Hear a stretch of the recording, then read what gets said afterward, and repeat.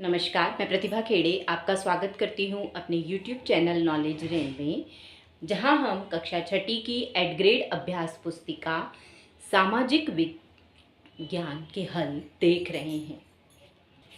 आज हम अध्याय 2 आखेट खाद्य संग्रह से भोजन उत्पादन तक इस पाठ के हल देखेंगे।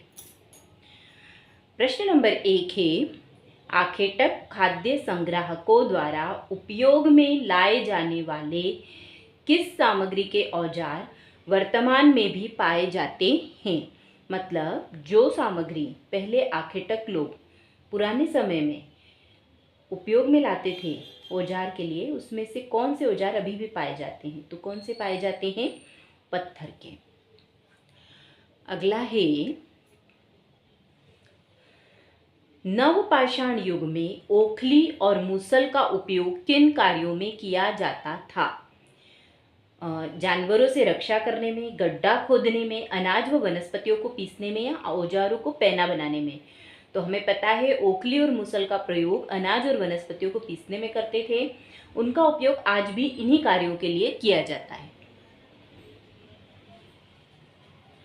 अगला प्रश्न है, पुरातत्वीय स्थल बुर्ज होम कहाँ पर स्थित है? तो ये कहाँ स्थित है? असम में, गुजरात में, कश्मीर में या मध्य प्रदेश में। तो ये कहाँ स्थित है? कश्मीर में। अगला प्रश्न है प्रश्न नंबर 4, बसने की प्रक्रिया का आरंभ लगभग कितने वर्ष पहले हुआ? तो कितने वर्ष पहले हुआ? 5000, 8000, 10,000 या 12,000। तो इसका सही उत्तर है 10,000 वर्ष। अगला प्रश्न है, मध्य पाषाण युग को और किस नाम से जाना जाता है? माइक्रोलिथ, मेसोलिथ, नियोलिथिक या कांस्य युग। तो मध्य पाषाण युग को मेसोलिथ नाम से जाना जाता है। सही ऑप्शन है बी।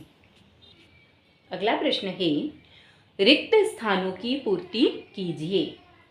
बुर्ज होम के लोग गड्ढे के नीचे घर बनाते थे, जिन्हें क्या कहते थे? गर्तवास कहा जाता था। वर्तमान में हजारों वर्ष बाद भी ओखली और मूसल का प्रयोग अनाज पीसने के लिए किया जाता है। मेहरगढ़ इलाके में सबसे पहले जौ, गेहूं उगाना और भेड़ बकरी पालना सीखा। पशुपालन भोजन के भंडारण का एक तरीका है। आरंभिक काल को प्रागैतिहासिक काल कहते हैं। अगला है प्रश्न नंबर 7, आखेटक खाद्य संग्राहक किसे कहा जाता था? तो आखेटक खाद्य संग्राहक किसे कहते थे? दक्षिण एशिया उपमहाद्वीप में 20 लाख साल पहले जो लोग रहते थे उन्हें आखेटक खाद्य संग्राहक कहते हैं। अगला प्रश्न है, आरंभिक मानव पत्थरों, लकड़ियों और हड्डियों के औजारों का उपयोग किन किन कार्यों में करते थे? तो आरंभिक मानव किन कार्यों में करते थे इनका उपयोग? इन औजारों का उपयोग फल फूल काटने, हड्डियों और मांस को काटने तथा पेड़ों की छाल और जानवरों की खाल उतारने के लिए किया जाता था। अगला है,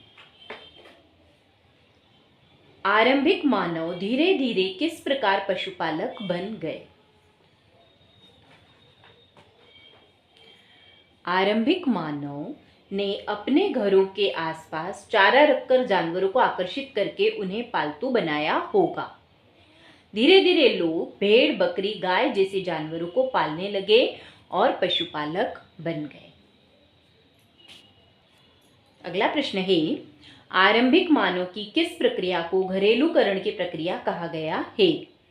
तो आरंभिक मानव ने खेती करना आरंभ कर दिया था, वह पशुओं को पालना शुरू कर दिया था, तब वह स्थायी रूप से रहने लगा था। इस प्रक्रिया को घरेलूकरण की प्रक्रिया कहा जाता है। इसके पहले आदिम मानव, पहले वाला मानव क्या करता था?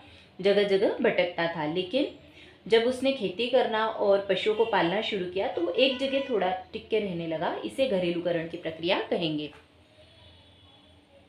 अगला है, जहां औजार, बर्तन और इमारतों जैसी वस्तुओं के अवशेष पाए गए हैं उस स्थान को क्या कहा जाता है? तो जहां औजार, बर्तन और इमारतों जैसी वस्तुओं के अवशेष पाए गए हैं उस स्थान को पुरा स्थल कहा जाता है। अगला प्रश्न है, भीमबेटका मध्य प्रदेश के किस जिले में स्थित है? यह ऐतिहासिक दृष्टि से क्यों प्रसिद्ध है?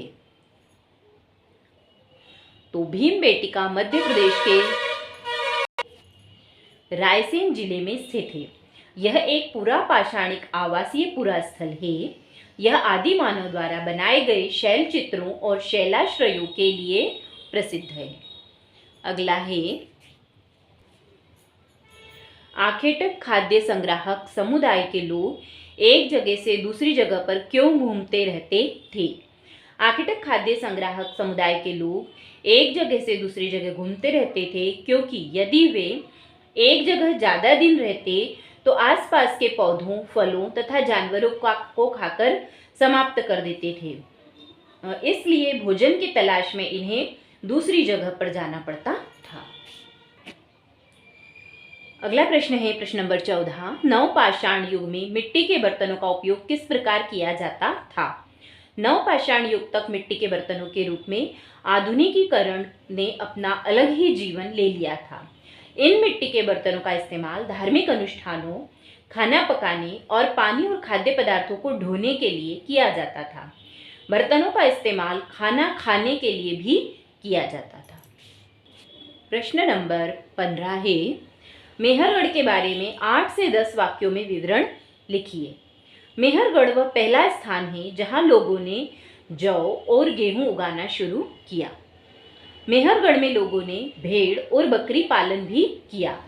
यहाँ ज़्यादातर घर चौकोर या आयताकार होते थे।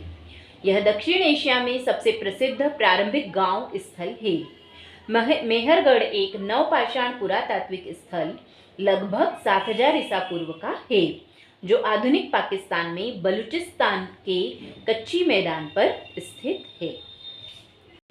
इसके बाद हमें प्रश्न नंबर 16 दिया है, दिए गए रेखा मानचित्र में निम्नांकित को दर्शाइए। भीमबेटका, बुर्जहोम, इनाम गांव, हुसगी, ब्रह्मगिरी, हल्लूर, महागड़ा, कुरनूल गुफाएं, कोलंडी हवा, मुंबई, पय्यमपल्ली, कृष्णा, कावेरी तथा नर्मदा नदी। इनको हमें भारतीय मानचित्र में बताना है। तो यहाँ पर ऊपर उत्तर में क्या है? कश्मीर में बुर्जहोम है, यहाँ महागड़ा है, इसके बाद यहाँ आए हम तो कोल्डी हवा है। भीमबेटका मध्य प्रदेश भोपाल में पास में है।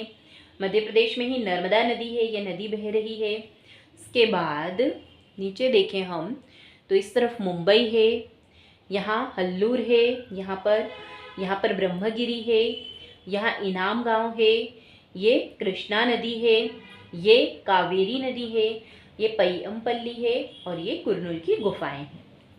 इन्हें सबको हमने भारत के मानचित्र में दर्शाया। आप देख सकते हैं पूरा इसे।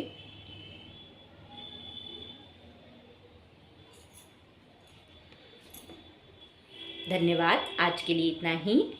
अगले वीडियो में हम अध्याय 3 आरंभिक नगर के हल देखेंगे। अगर आपको मेरे वीडियोस पसंद आ रहे तो कृपया इन्हें लाइक करिए, शेयर करिए और चैनल को सब्सक्राइब करिए।